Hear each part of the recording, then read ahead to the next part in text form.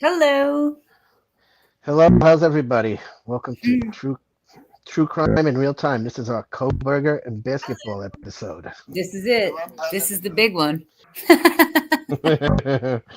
This is the big Kohberger basketball episode everybody has been waiting for. The one that put us Um, on the map.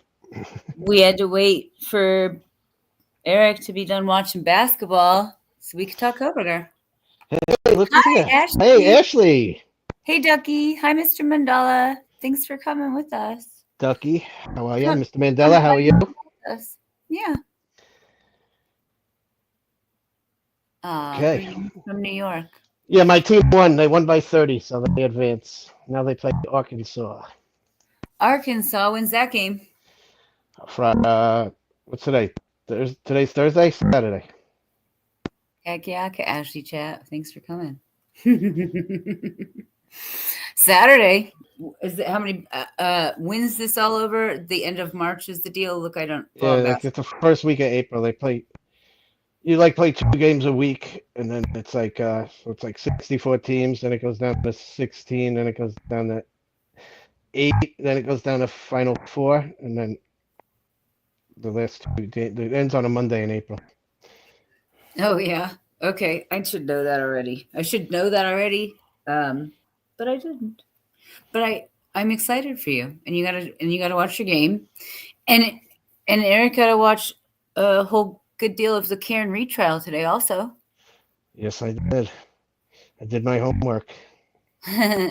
um, what did you think today? So I was hoping before today started that because Proctor got fired, that we'd see something, anything.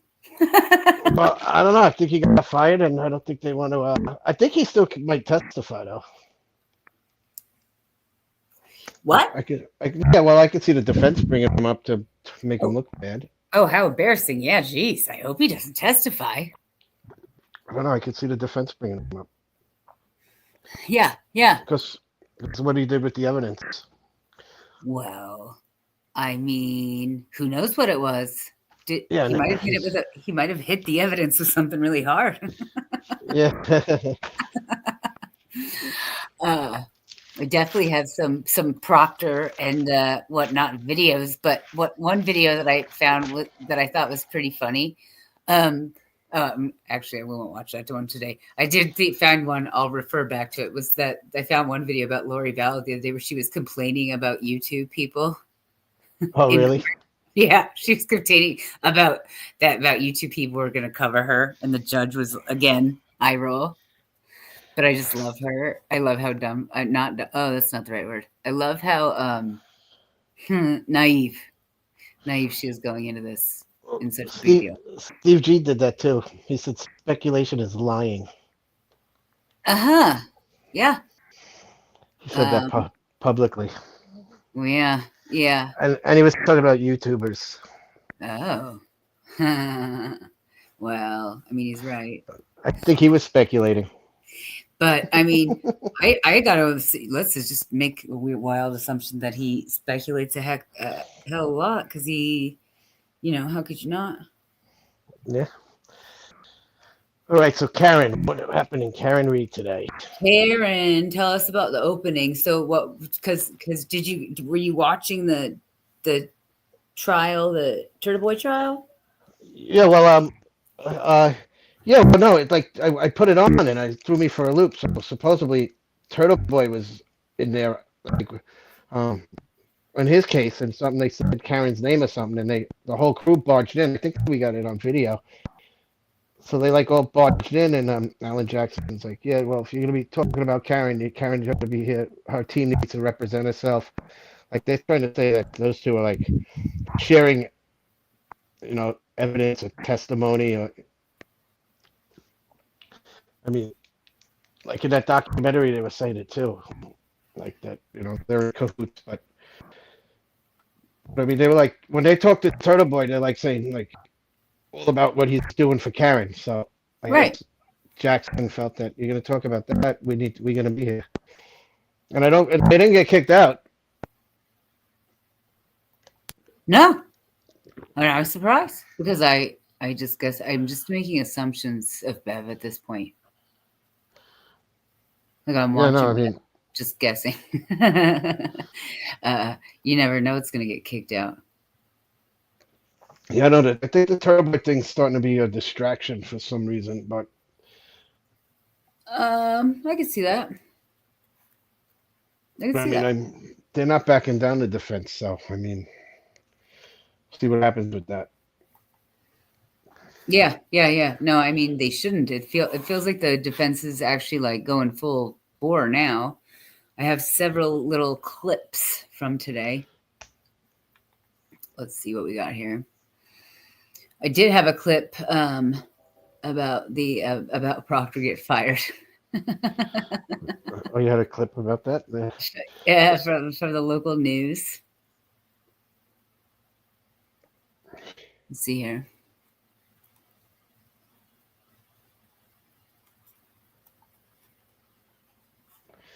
Well, he definitely should have been fired. Oh yeah, it's kind of a. I mean, yes, it sketchy. He's sketchy. His whole all everything he's even on like I love some of the shorter clip videos I've seen about him are so funny.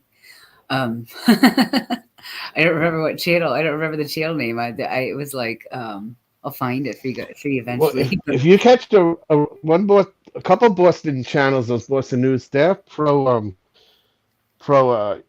prosecution. You know what I mean? Like I watched one the other day, and they were all about the prosecution. well, let's see what this one's for. Let's see You who know this is. who's anti Karen Read? Kaffendaffer. Really? Yeah, 100%. She's weird. Well, because she's pro She's a law. cop. She's a She's pro cop. law enforcement. Yep, yep, yep. I realized that. Yeah, there you go. That makes sense. She bleeds blue. And we're pro law enforcement here also. That what means to say we're not pro law enforcement. I'm I'm just not saying. saying I'm not pro, but I'm not naive No, I'm either. like, yeah. Let's check out what they have to say here in Massachusetts.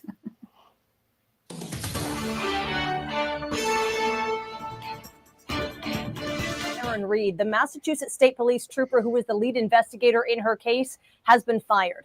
Trooper Michael Proctor has been relieved from his duties after going before a state police trial board, which found him guilty of unsatisfactory performance and violating policy on alcoholic beverages. Today, the state police colonel, Jeffrey Noble, accepted the board's recommendations and terminated him. Oh Proctor had been on unpaid leave since the summer. The colonel said in a statement that, quote, our mission to deliver the highest level of police services depends on the public's trust in our professionalism and integrity. It is incumbent upon me, as well as every member of this department, to hold one another accountable when any member compromises our mission by failing to uphold our values.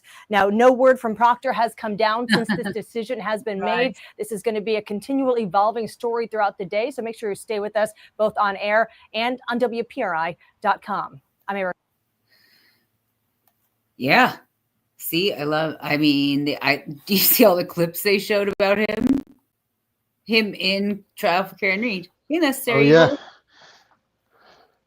Hey, welcome, necessary evil. Yeah. Well, Ashley, we need to catch you up. We're gonna need to catch you up. okay. So today, I like it. it started again with Arca. Like, Yeah. Go yeah, on. Brennan is like he likes to poke at with Arca, like like that whole thing where they got in trouble over that. Like, so he's always saying he can't trust Arca witnesses. And he could have called Arca witnesses also. Like he could have used it for his side of the testimony. They said that he could have used them. He just chose not to.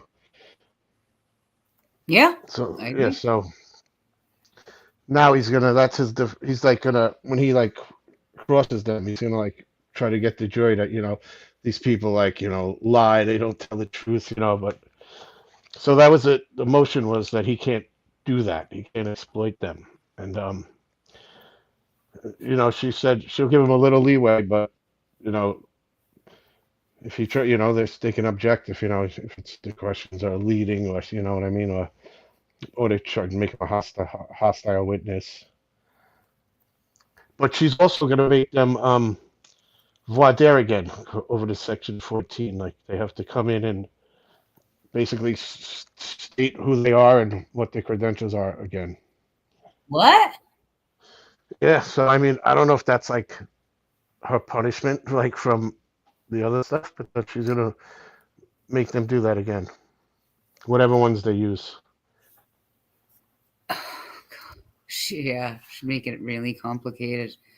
I have a video on her arguing with Alan Jackson Let's see it. this morning in court. It's law Which, and crime. What? which one is that? Which one is that? Because he was arguing a few times. Yeah, it's the one you wanted to watch. Oh, that It's one? yeah, it's the beginning from the earlier part of the day, I think. How long is it? It's 8:55. Oh, okay, yeah. That's Okay, that's the right one, right? yeah. The short one is the one we should end with. Okay. We got this one. I love watching this guy in action, though. Yannetti goes at it too today. Oh yeah. Would have adversely affected their credibility in the eyes of the jury, and unfairly so. Let me ask you a question. If I allow, and I'd be very surprised if I did, mention that this was a federal grand jury and that the federal, how does that not open the door to all the testimony that Mr. Brennan just brought up that he'd be able to get into? Okay, so first of all, and this is later in my argument, we're not asking. So, no, could you? I just realized I brought up that I didn't bring up the Alan Jackson. This is actually no. This is bad. This is good. This is big. I'm like, that's not Alan Jackson. Okay, we'll go. No, they want to, like the defense wants to say that the FBI brought in ARCA, like it's a federal, and Right. and the prosecution don't want them to. Right. I love this argument. He's great. Could you answer that now, and then I'll let you say everything. Your Honor. Oh, you just said it's late. Hold on. You just said it's later in the argument. I know, but I said you interrupted me, and I was just about to say, but I'll address it now. Okay.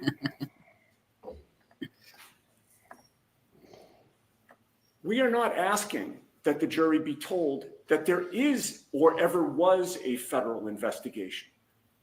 That phrase, federal investigation, never has to be part of this trial. We're only asking that they be told that the Department of Justice or the U.S. Attorney's Office hired these witnesses. That's it. We don't have to speculate about an investigation, whether there was an investigation, whether there was a federal grand jury, what that grand jury did, what that grand jury considered, nothing. That's not what we're asking. And the problem here is that without knowing that the Department of Justice or the U.S. Attorney's Office retained ARCA, the jury's left to speculate about how they became involved, and it all inures to my clients, to prejudice my client. Thinking that they were potentially hired by an insurance company of Ms. Reed really perverts the truth in this case. It's unfair to my client, and it's the opposite of the truth. There was another juror that speculated that the ARCA witnesses were just attention seekers, looking to make a name for themselves in a high-profile case. That's also the furthest thing from the truth.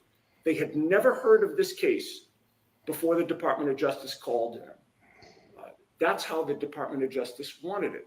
They wanted clean experts who would take a sober and strictly scientific look at the evidence. The federal prosecutors did not want them to be tainted by news reports or opinion pieces. And recall that the Commonwealth attacked ARCA on cross-examination for the discovery that they were not provided. That was patently unfair. ARCA should have been allowed to explain why they were given what they were given and who gave it to them. The inference is, and the Commonwealth suggested, that it was the defense that was playing hide the ball, when that inference is, again, the furthest thing from the truth. In terms of the information that the federal government got, Mr. Brennan engages in a ton of speculation about what happened. Yeah, he does. Didn't happen based on nothing. There's no affidavit to establish any of that. I will tell the court that I received a subpoena for my entire file from the federal government, and I complied with that subpoena. We had nothing to hide. We provided everything that the Commonwealth provided to us, to the federal government. They chose what to give ARCA or what not to give ARCA. And they did that again to preserve the scientific integrity of their opinion.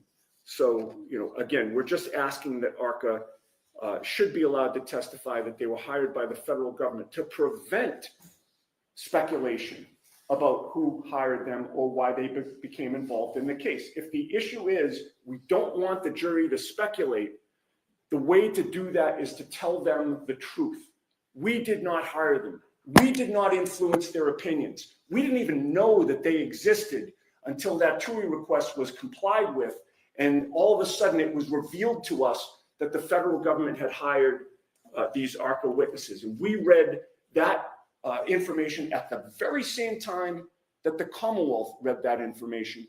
Those witnesses, importantly, were available to be called by both sides. The Commonwealth chose not to speak to them. The Commonwealth chose not to contact them because the information was exculpatory.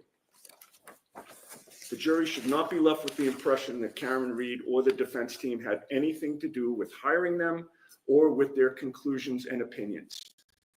The conclusions and opinions were revealed to us at the same time, and the court should guard against rank speculation. Mr. Brennan's other arguments about what they were provided or what the relationship was or what the understanding was, that's all cross-examination material. He's free to explore whatever he wants on cross-examination. So with that, Your Honor, we would ask the court to issue a ruling that does not mislead the jury about how ARCA came into the case. Okay. Any follow-up? Yes.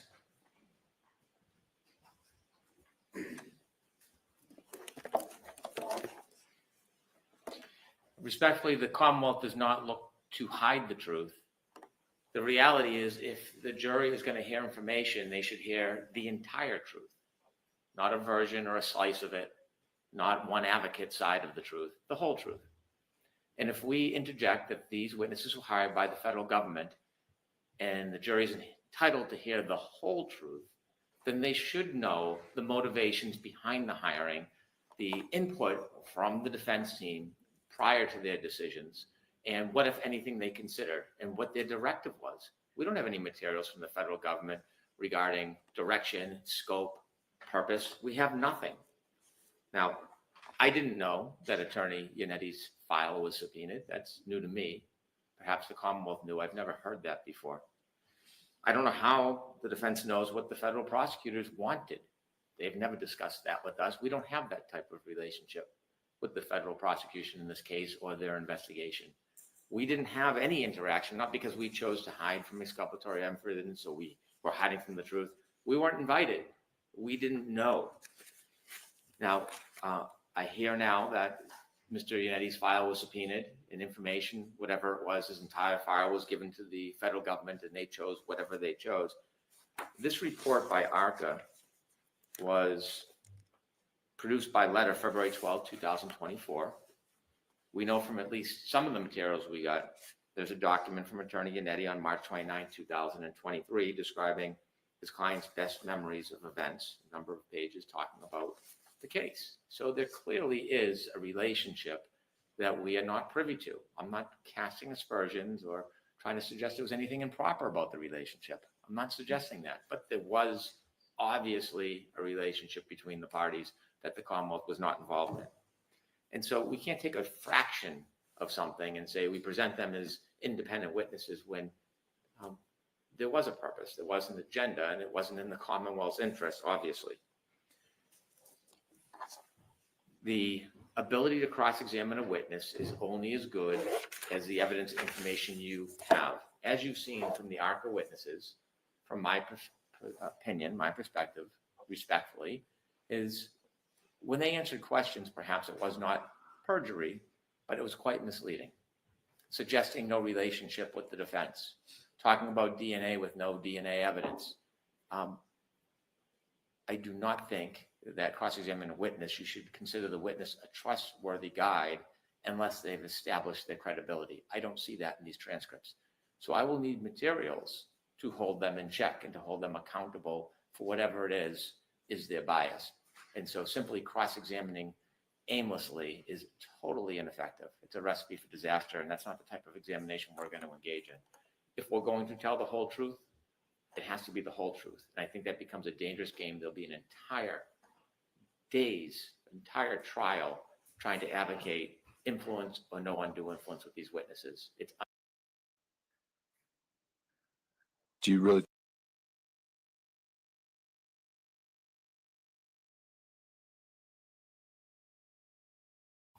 Oh, sorry. Oh, I muted and I accidentally let it play the next video. Yes, that's What are they hiding? I don't know. They're not sharing. I'll tell you that much. They're like,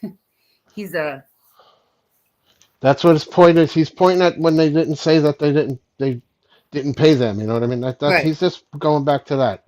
Right. He's like hammering on it. This is the third hearing that we've heard him talk about. The fourth. And he keeps doing it too. He's doing it all day. Yeah. We're like, oh yeah. That's all he's got. It is all he's got left because he knows. Don't we all know? Don't we all know? Also, but he's supposedly he's got an accident reconstruction guy that he's bringing in. Brennan? Yeah, in Welcher, and that's Well, we discussed this guy, right? You and I, did we discuss it on the show on Tuesday with this guy who doesn't actually have credentials? No. That's the dog guy. That's Crosby. That's Crosby. And Crosby is only a rebuttal witness against the lady. What's her name? The dog lady. Our expert witness. Yeah. I don't know. I can't think of her name. Remember either. Russell, Mrs. Russell. Yeah. Russell. Yeah. Perfect. Thank you. But then this is a new guy. They didn't have an accident reconstruction guy in the last trial. Dr. Russell. And so they're bringing one in supposedly, and that was one of the topics today.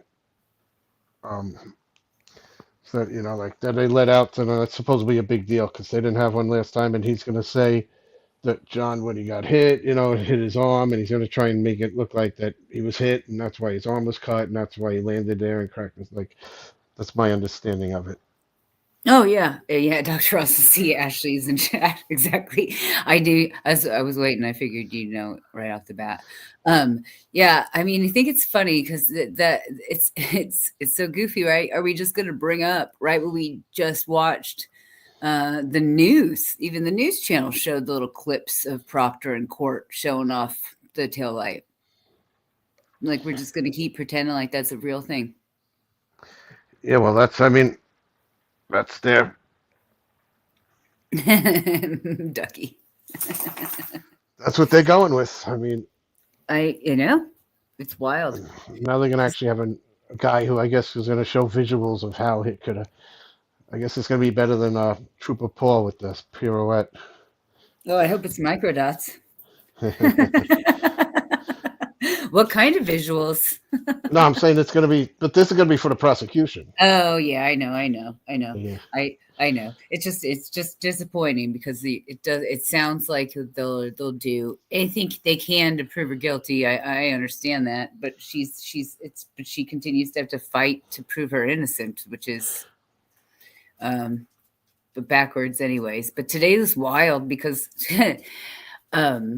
when they started, did you start with like a lot of the law tube channels started with the Turtle Boy court hearing, right? Yeah. And so it was hard to distinguish. It was hard to distinguish what's going on. So I was like, "What is happening here?" And then Karen and all her attorneys came in that trial, which I thought was like the wildest thing I've ever seen. I've never seen that before. Yeah, and I was like, "What actually is going on here? Is this okay?"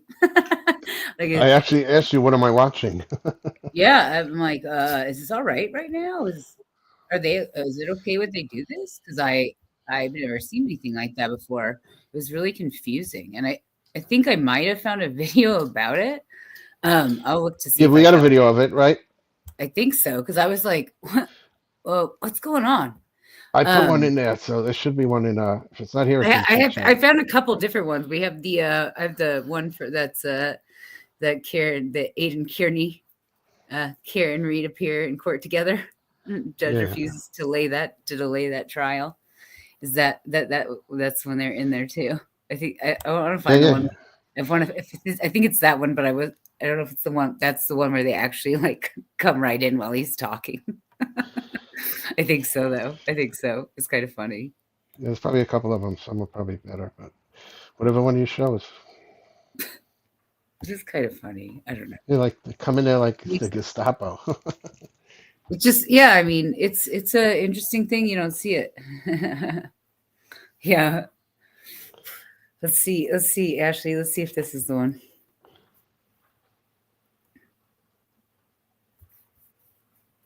Oh, no, I thought I was on the screen. Hold on.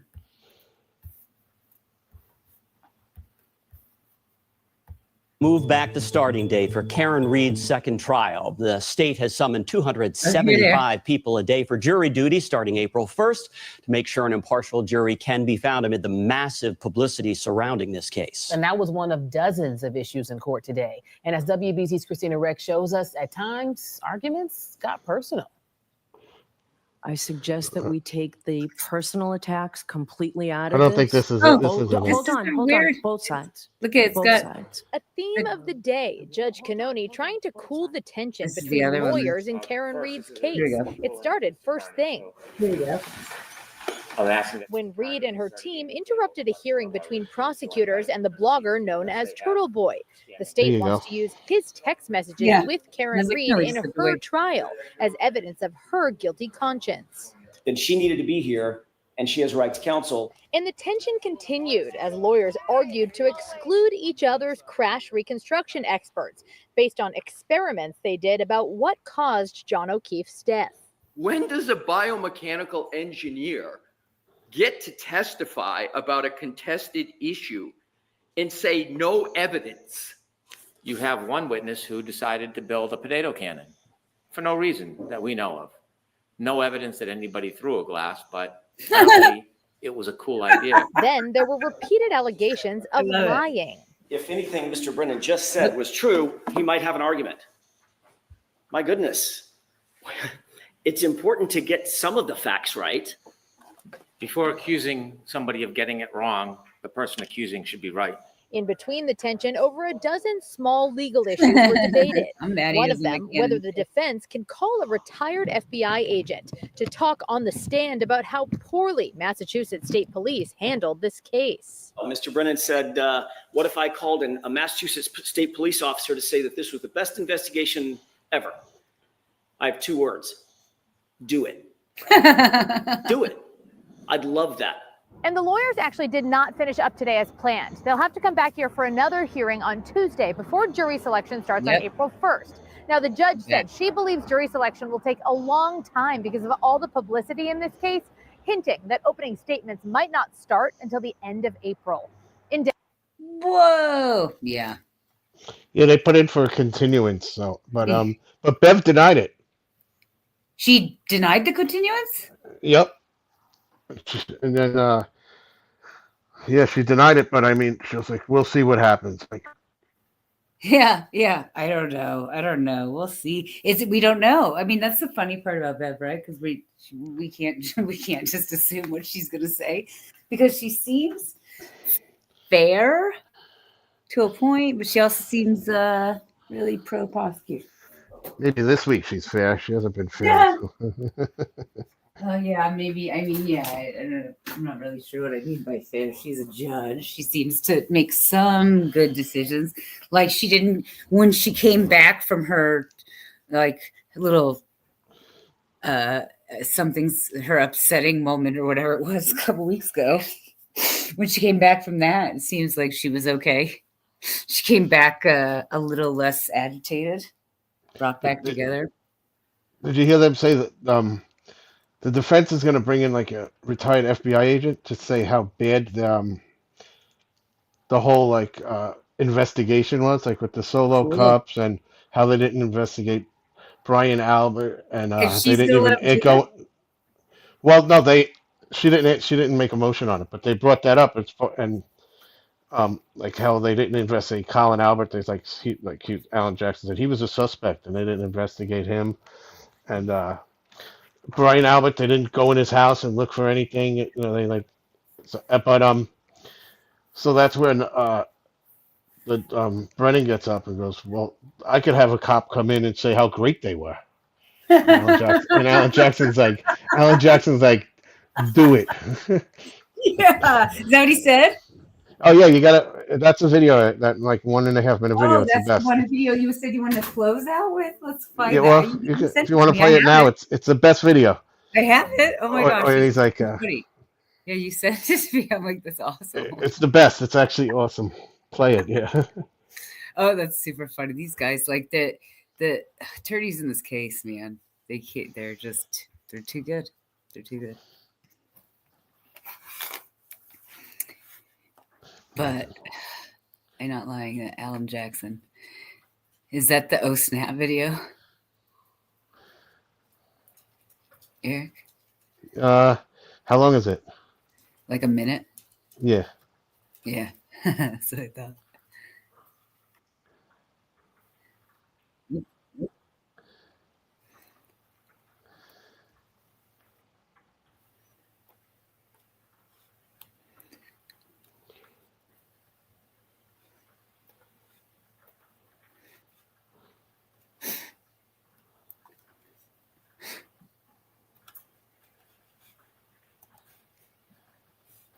Very briefly, I gently disagree with Mr. Brennan.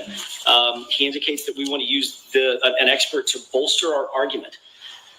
There's another word for that, or another phrase for that. It's called presenting a defense for someone charged with murder.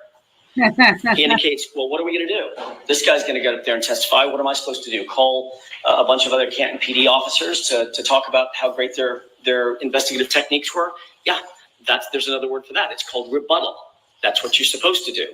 And then he says, well, you wouldn't be objecting if they called somebody in rebuttal to reinforce a great investigation? Oh, no. Mr. Brennan said, what if I called a Massachusetts state police officer to say that this was the best investigation ever? No. I have 2 words. Do it. Do it. Yeah. I'd love that. I'd love a shot at. Damn, it feels good to be a gangster. What? That was great. That was an awesome ending. That is hilarious. Oh my gosh. Yeah. Yeah, for real. Yeah. Yeah, like total. Yeah, do it. I love it. It's your attorneys. That's how it does. It does. And that's why that trial is going to be so good. Oh man, it is. He's fired up. Everybody's fired up. They're gonna be. But well, I guess total mic drop. But the that might have been Brennan fired up. His lips, his mouth opened a little bit. After that, she basically tells them to stop taking. Oh, I had that video of her telling him to stop the fight argument. She's like, she doesn't want any more fighting in court. Yeah. Is that one? Is that a shocker? Yeah. And then he's like, "I'm not fighting." That's not what he did. Yeah. Let me find it.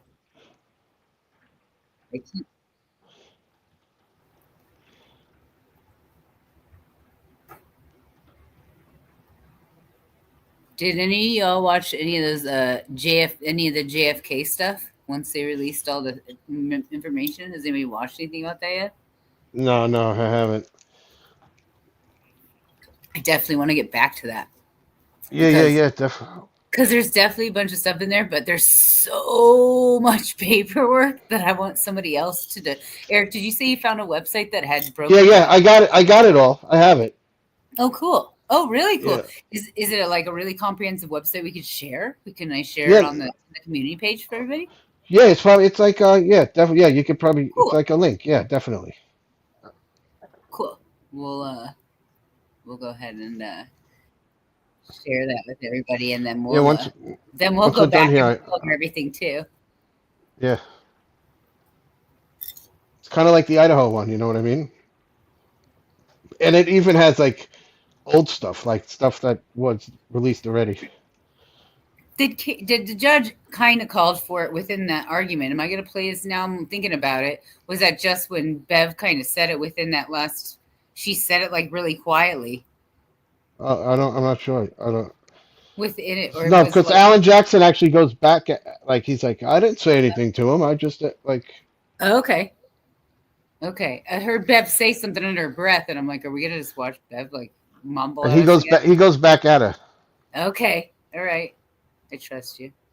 I trust you, Eric. You got the good videos. Record very quickly. Sure. If anything Mr. Brennan just said was true, we might have an argument. Before accusing somebody of getting it wrong, the person accusing should be right. Yeah, Some dramatic moments during a hearing today for Karen Read with the prosecutor and defense. You just saw they're debating the evidence. We're now just days away from the start of Read's retrial. She, of course, charged with killing her boyfriend, Boston police officer John O'Keefe. That hearing, though, was not the only one that took place today. Another hearing concerned blogger Aiden Carney, known to many as Turtle Boy. He's facing charges of witness intimidation related to Read's case.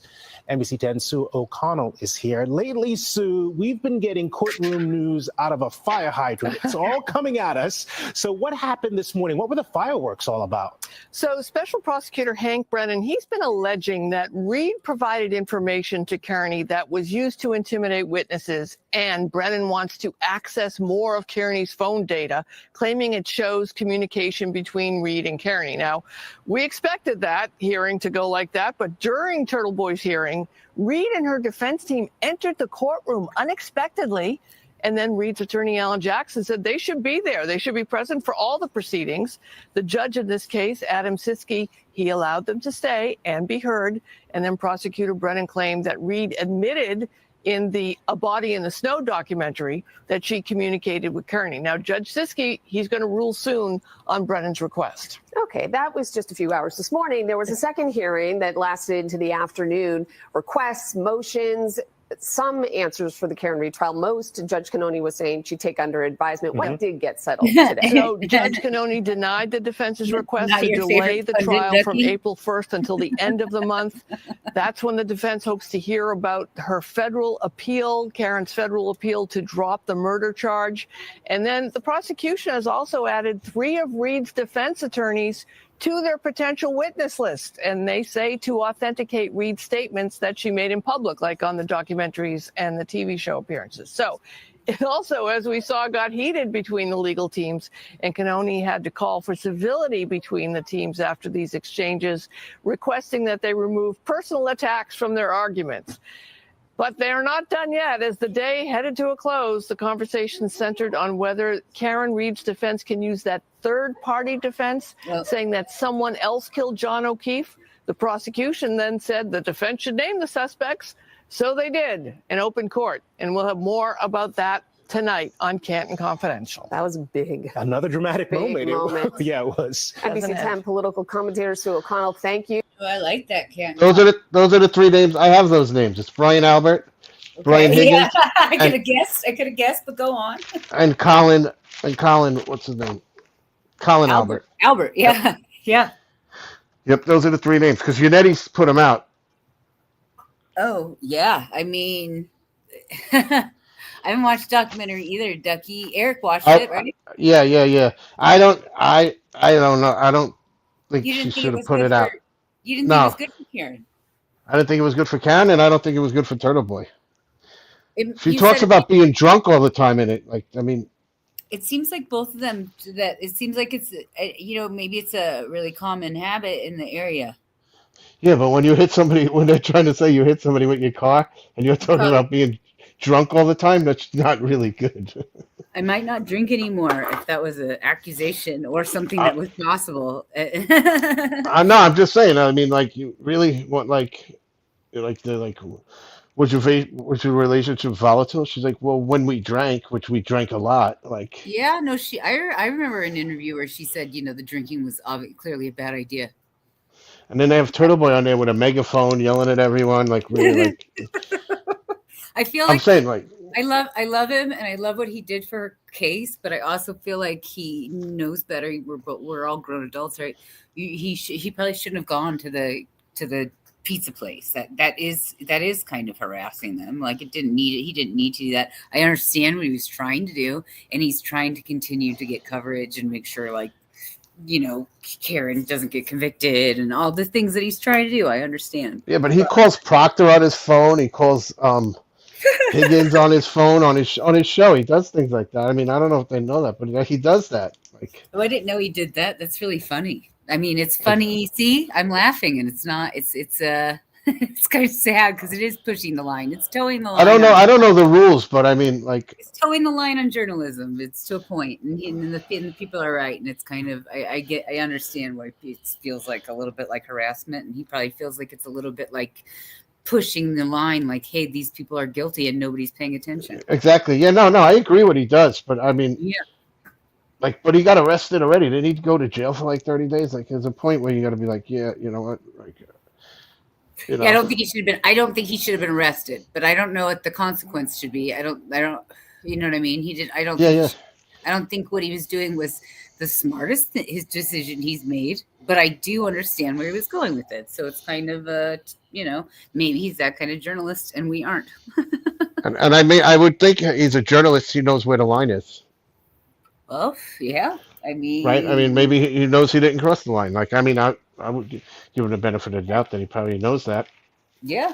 I would give him the benefit of the doubt also. So, I mean, maybe he did, it's freedom of speech. You can say what you want. When people don't like what you're saying because they're criminals, that's their problem. Yeah.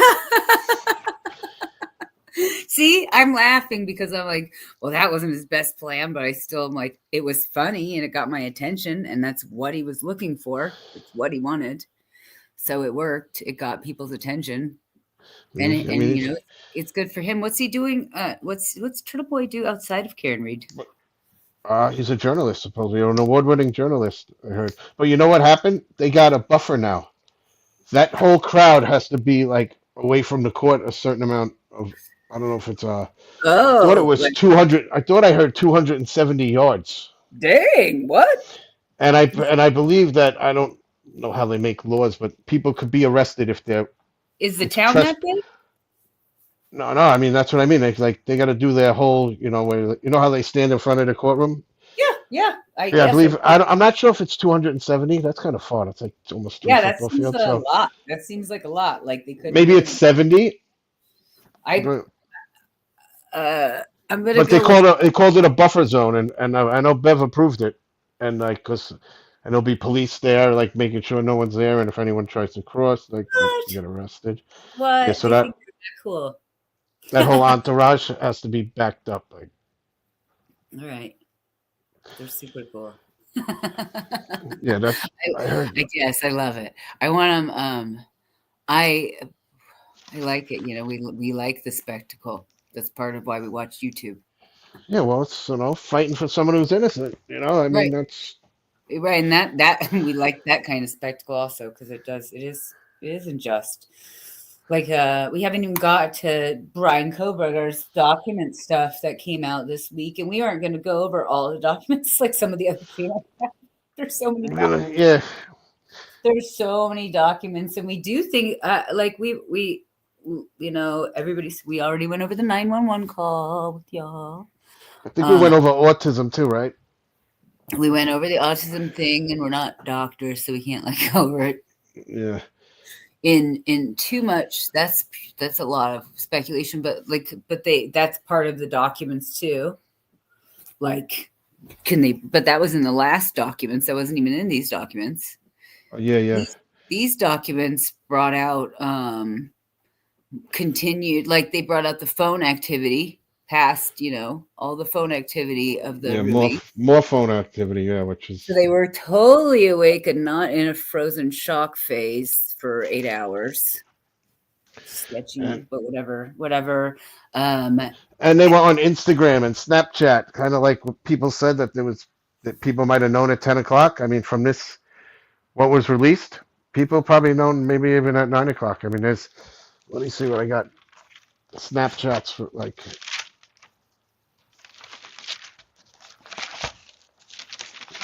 I know the people that I know that Ashley, we talked about their activity, and she didn't think it seemed unusual at all. What they were doing? Yeah, are you still in chat with us, Ashley? She was because I asked and to me, I guess it makes sense. I'm not 19. You got 4 dead people in the house, and you're doing this. For starters, right? I don't know. For starters, I still feel, yeah, there you are. I don't know, like you think it'd be normal for these girls to go, I'm gonna run down to your room and come down to her room, and the two of them are sitting in a room together, and they're like just sitting there taking pictures or sending pictures. I don't know anything about using these other apps that we were talking about that were the encrypted apps, but Ashley said that you can't, that those apps are encrypted and people think that they can send stuff. Snapchat, Yik Yak, Telegram, Signal. They all disappear, right? Don't they disappear? They disappear from you and I. We can't see them, but they don't disappear from the server. They're still there. I mean, if let's go back and say like, BF Bethany Funk sent a text message or sent a Snapchat to DM. I mean, they're in the same room. That's probably not how those were going. But like, if that's how the Snapchats are going, they can subpoena that. They can get that information from Snapchat. That's what they did. That's how we got this. But the actual Snapchat image, though, is my point. Like, not just if there's a photo there or whatever. We're just. I think that's redacted. I think they have the image. It's just redacted. Right. Yes, exactly. That's what I'm saying. I'm saying that we're just not seeing it. That's something that's real. If it was there and those girls were were sending photos of. No, I find more not the Instagram or the Snapchat, just the calls to the parents. The calls to the parents, I don't think are odd at all. At all. You call your dad at 7:30 in the morning 5 times till he answers the phone? That's odd. Well, under the circumstances, I think it's odd. I called my dad at 5 o'clock in the morning because I won a bunch of money in Las Vegas, and I was really excited. I don't think that's not the case here. He answered the first call, and yeah, I think that may be unusual, but we don't know that kind of phone activity. You don't know if you call. There's some people you have to call. Like if you're maybe your parents or somebody you have to call more than once. Maybe I'm one of those people you have to call more than once. I don't have my phone. I have my phone on mute all the time. Okay, so what I mean, I'm not giving them. I'm giving myself excuses more than anything. But people call. You think there was a stench in the house at that hour at 8 o'clock in the morning? Ashley, what? You think there was a stench in the house? Yeah. What do you guys think about that? Yeah, Mr. Mandel, I wouldn't check my job prospects on Indeed, but that's just me too. I thought, Ashley.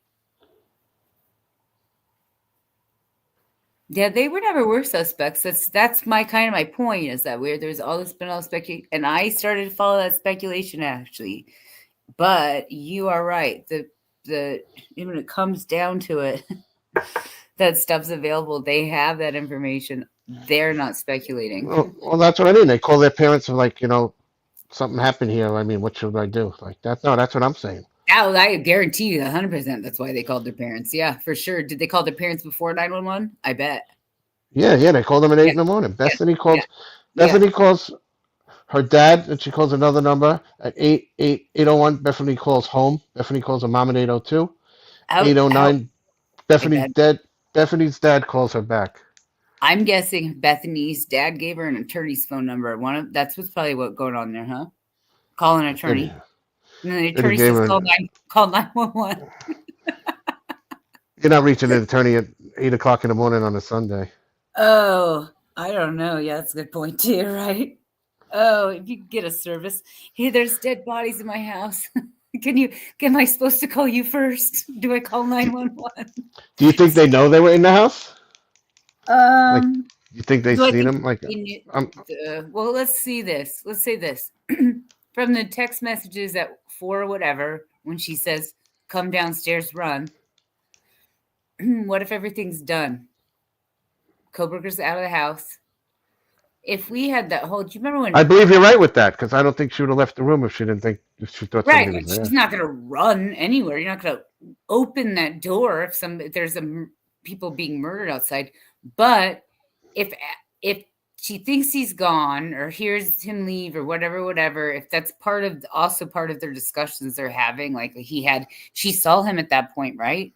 From what we knew in the past, he had walked past her door, down the stairs, past her door, out the kitchen, and out the door, or something like that. So this is a little bit different. She saw whatever, but within those text messages, if she sees him leave and there's nobody else there, she goes downstairs, and the two of them are like hiding, convalescing, doing whatever in their room together downstairs. I could see them not smelling anything. All right, man, possibly. Like if it happened right then, maybe she doesn't smell it quickly if he's gone and she's downstairs that quickly. Because all those messages are like within minutes, seconds of each other. Really and there's a 3-hour delay where they don't do anything. Right. They're probably asleep. Do you think they're sleeping? What do you think they're doing? I mean, I would think they were sleeping or just like being quiet. 3-hour delay where they don't do anything at all. They're not on Instagram. They're not from 4:37 to 7:30. They don't do anything. All that's right. That's when Bethany calls her dad at 7:30. Is 4:37 when she says run down here or whatever? Or is it the next set of messages?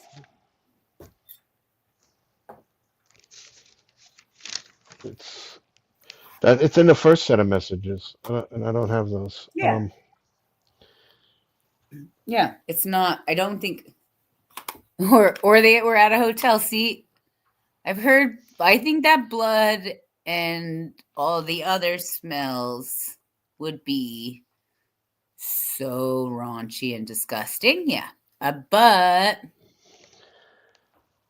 Yeah, see, that's what I mean. Like you'd call, I fully see calling the parents, but especially at that age, but they were like, I also, Mr. Mandela and I have been talking about, and Eric, we all talk about like, are they gone? Did they leave the house? Bethany never seemed to be at the house to me, and those messages do seem weird.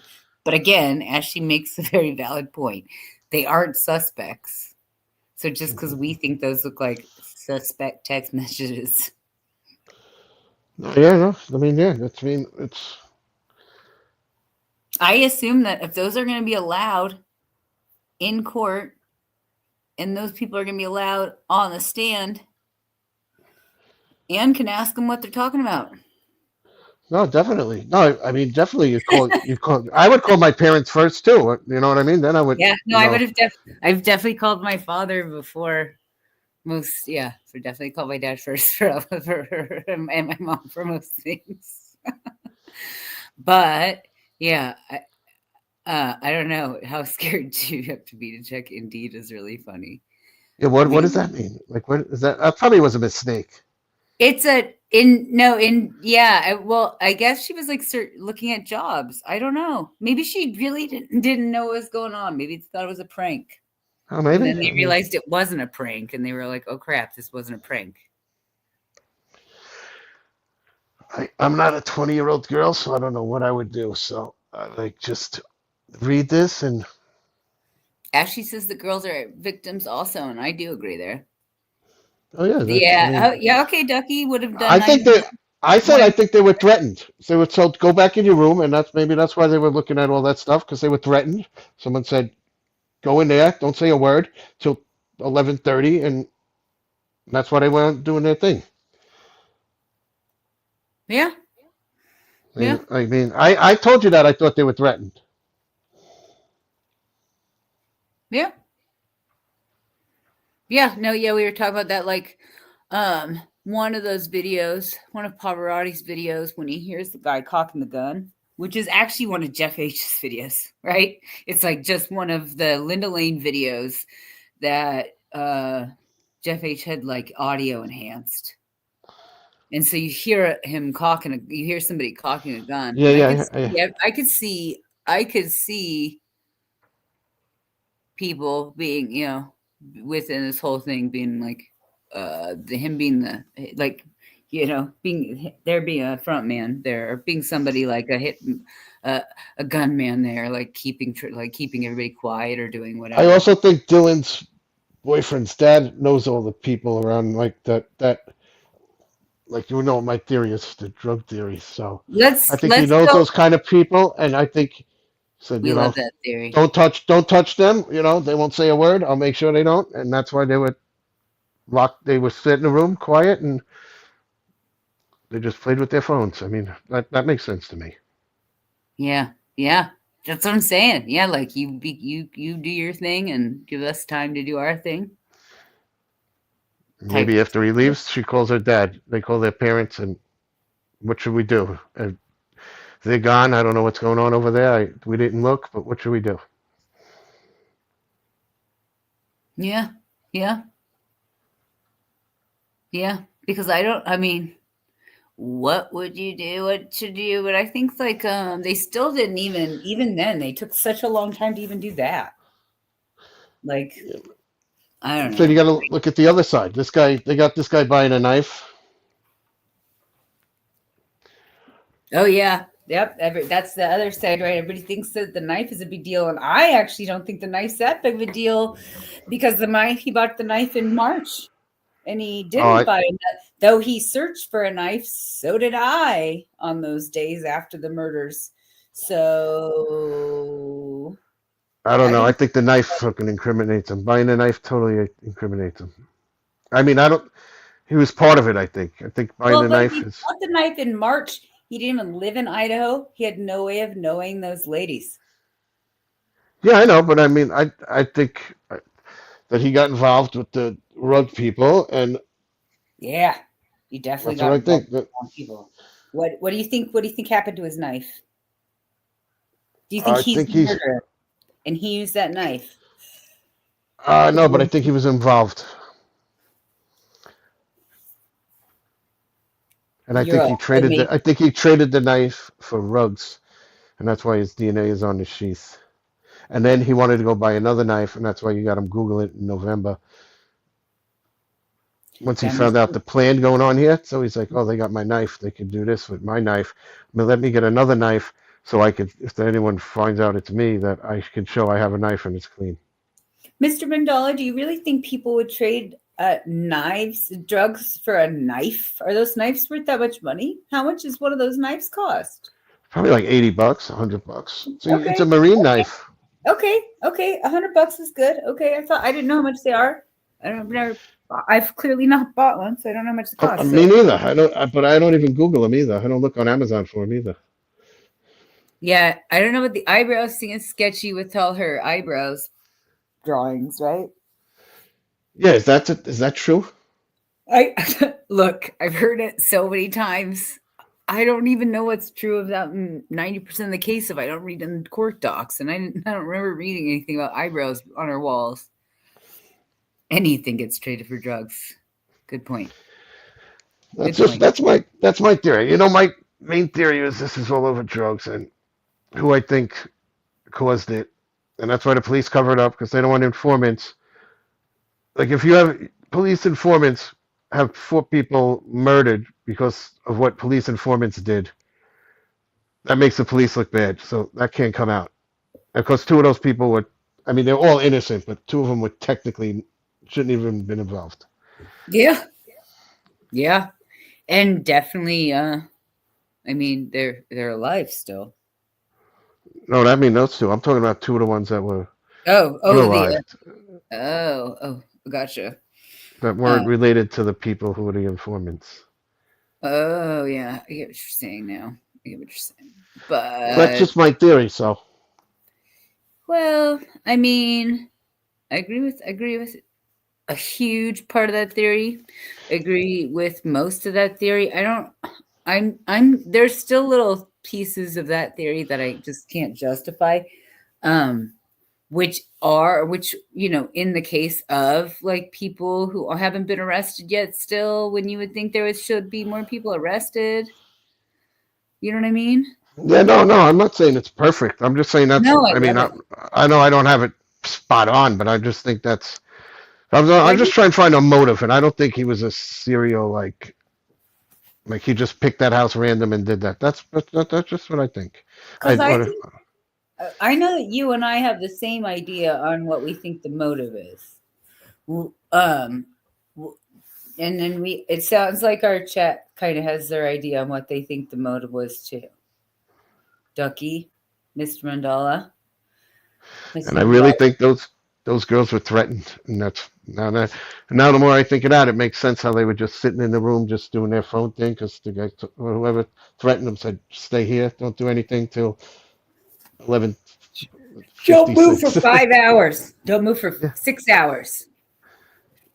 And if someone's cracking their gun, like he's, Yeah, it does look bad if people get killed. It does look really especially when they're college kids. It does look really bad when they're like, oops, we didn't hide this well enough. These people, clearly the bad guys knew who turned them in. We had no regard for human life. I think I think it's hard, and I don't know if I explained this before, but when I go look at the Idaho court stuff, I can see how easy it is to go through and find other cases that are related to people, through searching names and whatnot. Because there's not that many people comparatively in the whole span, like the whole spectrum of the system. You know what I mean? There's not 8 million people with the same name because we're not in that big of a state. So it's a little bit more comprehensive, a little bit, but whatever.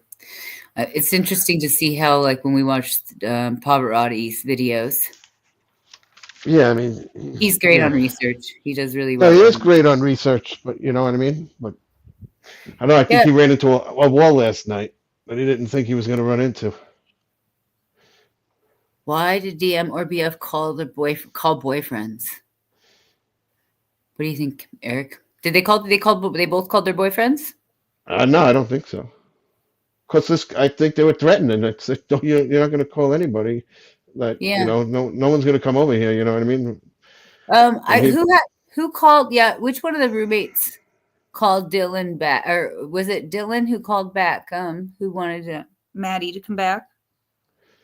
No, what? You mean Kaylee? No, Dylan wanted Kaylee to come back. Sorry, yes. So that's the Mr. Mandala was asking that. Yeah, I think that was kind of a coincidence or something, but there's so many coincidences in this case. It's so insane. Even when I'm talking about it, even when I'm looking at it, I'm like, well, every time. Today there was like 30 different pieces of paper that are like, not pieces of 30 different documents that came out. That's not how many came out. There was less than that, but still. And it was incredible to me. There's still stuff redacted in the documents, so that's stuff I'd like to see. Yeah, well, there's probably a lot we don't know. I mean, there's got to be a ton we don't know. Well, I mean, we don't know. We don't know months of case, which is we're going to find out in September. We could only got half of what this whole conversation went. You know what I mean? Maybe there was talk in between when I said there's 3 hours that are empty. Maybe it was talk in that 3 hours or something, but.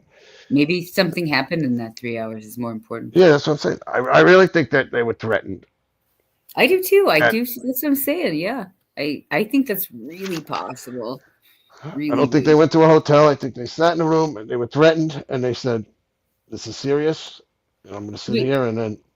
Do we go back, or are you leaning back towards Kopaka in that sort of situation? Like or at least another baddie, another dude in there with him, like a 2-dude situation. I'm going to say Farley. All 3 of them. Farley. No, Farley, I really don't go. I don't really think the Kopaka thing has any weight to it. I think Brian might have been there. Might have, or was, or part of it. No. Maybe? I do think Brian was part of it. But I told you what I think, that Brian traded the knife, and then maybe that's why he went back there. He said, "Oh, that's my knife sheath." They remember like 9:20. He went. They said he drove by again.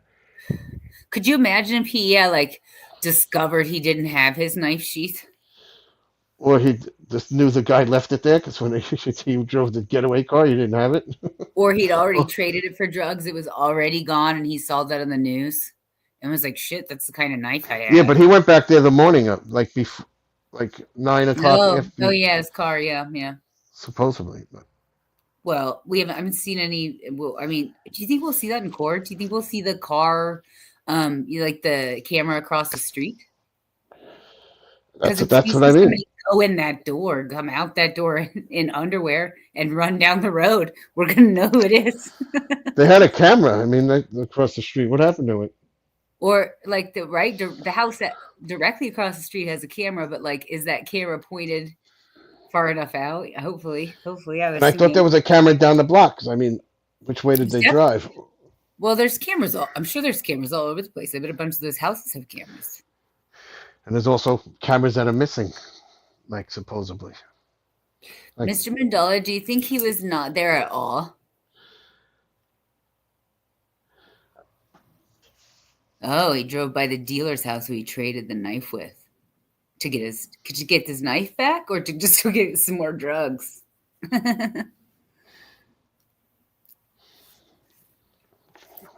It's just questionable. It's all questionable up there because being from Idaho, we know a little bit. Like your area, Eric. You know the ways. Yeah, exactly. Yep. You're more aware of the area, and I'm very aware that northern Idaho has got a fair supply of white supremacists, maybe more than, I don't know, the rest of the country. And I think that that's nervous laughter. That's about that sort of stuff. But they're like, but I know that exists. And like maybe, and I would say, did you know that existed in beautiful Idaho? From over there and where you're at, Eric? What? That white supremacy. That there was no, there's nothing like that. No, nothing. Right, like you would that. never even think about that, right? So like, not where I live. No, that's not. Would you think that there is a large amount of drugs passed through Idaho? When you think about, I know you and I are friends, so you have a different perspective of Idaho. But previous to knowing someone from Idaho, would you have thought anything drugs about it? I mean, I don't know if there was a cartel line I wouldn't think of, but I mean, there's drugs everywhere. Well, yeah, and I showed you the guy who got arrested. Yeah, no, I know. Yeah, no. I mean, now that you showed me all that stuff, I think that's a pipeline, but I never did before you showed me a lot of that stuff. Yeah, Ducky, there was a guy who got arrested last week, a guy who was a Sinaloa. He was like the head Sinaloa guy in Idaho, and he got arrested for how much fentanyl? It was like pounds. 30 pounds, but he was getting a delivery every week or something. And meth. He had meth and he had all these drugs. It was absolutely insane. And it was like, but it was like bath salt. But it was weekly. It wasn't, he didn't just have they busted this guy. This guy was distributing a large amount of drugs to a large amount of places. Because if there was that many drugs in just this one place, people would have been dying all over the place. We would have noticed. He had a network as a society, but those drugs are getting pushed out all over the place just from that one person, whatever. That's insane. That was an insane amount of drugs. Yeah. For thinking, and even that, like I live in Idaho and I know how small of town this whole state is.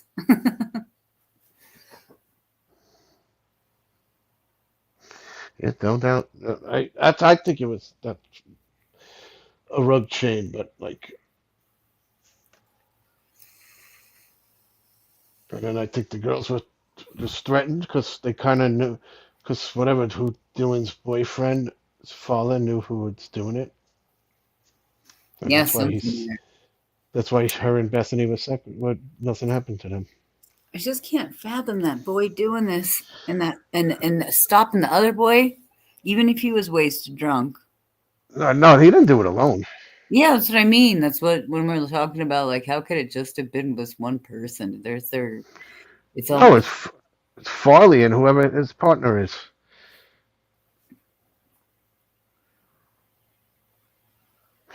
You know, when those two guys were busted, they were busted at a wellness check. I mean, somebody told them this guy's got drugs, and they just went to the house. Oh, well, we're just seeing if you're okay, and they find 300 fentanyl pills. That's how they were busted, which means somebody ratted you out.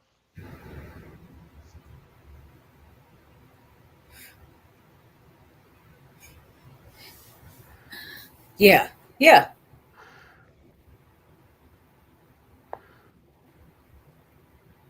That's, I mean, it's sketchy. It's all sus. It's and then these people were busted. We seen what they were busted for, and they're not doing the big time charges.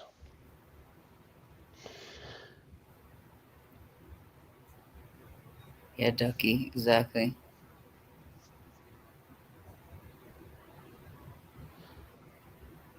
Yeah, that doesn't exactly, Ducky. Like they like it's pretty insane. It's yeah, I can't believe one person did it either, but it's pretty insane the whole thing that we're talking about with that whole area and that stuff's serious. It's not when I say that's like a Sinaloa person was arrested here. That scares me. That's like right. Yeah, no, yeah, that is. He's serious. not the only person, and those people are like not. They're like not. Hey, I know you were friends type folks, right? They're not. They're serious. They're serious in a seriousness than I'd ever like to be on. So I just think it's wild to me to know how close that is, and then how impactful that is within the prison system already, and especially here in Idaho. Were we watching that? I think that Mr. Mandela and I saw that was about the whole thing that was about the prison system here and how it's basically run by the Aryan nations. Yeah, there's more drugs in jail than out of jail. I heard. Right. So, I mean, all those things. And if there's informants and all those things, and they're going to be, in prison and then let out of prison because they inform on somebody who then goes into prison, it's probably pretty obvious within the system of people who have a brotherhood or whatever they call it outside of just being in prison, Do you know what else people think? Like when they hear Instagram and Snapchat, they're taking pictures of dead bodies. Like I can see how that gets misinterpreted. Like, you know what I mean? Like, I could see people thinking like that. Yeah. I was just reading Mr. Mandela's comment about going to Coeur d'Alene and the KKK having a rally while he was there. Oh, wow. And that is totally that part of the country. Yeah, isn't that so weird? It's so weird to me. If you looked at Idaho on a map and looked at where Coeur d'Alene is and saw like this tiny little chunk of land, you're like, what? But remember all the sovereign citizen stuff we talked about in Oklahoma? Yeah. There's a lot of that up there too. Yeah. Yeah, he lives up there. That's where he lives at. He's in Sandpoint, I believe. Yeah, so I don't know. That's all I got on that. That's all we have on that today. But I did get this article that I pulled up. I was telling Eric about this guy. It's a great one. I like Wayne Gretzky, and so I guess I didn't know that he